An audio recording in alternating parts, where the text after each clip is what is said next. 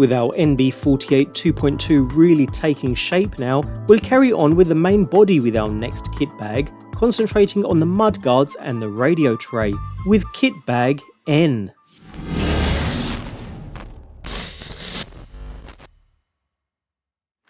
Lots of plastic parts in this kit bag, mainly the receiver box and throttle servo mount, as well as the two larger side mudguards. Anyways, we'll start with the installation of the throttle servo mount, which also incorporates some space for a transponder. For now, I'm going to keep the transponder screws safe by driving them into their locations for future use, so that's two 8mm button head screws. After which the entire mount sits in position beside the center differential just here.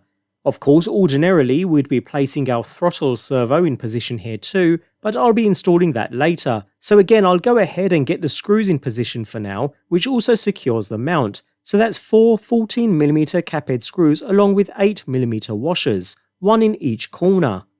Next, we can seat the receiver box in position, just behind the throttle servo mount we just installed. And it's secured from the bottom with two 12mm flathead screws.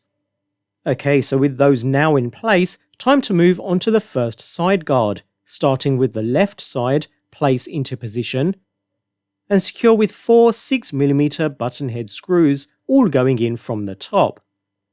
Once done, repeat the same process with the opposite side, although this time it's 5 6mm button head screws, again all going in from the top, so nice and easy. Notice how the right side guard also incorporates the receiver battery compartment too, all nice and neat.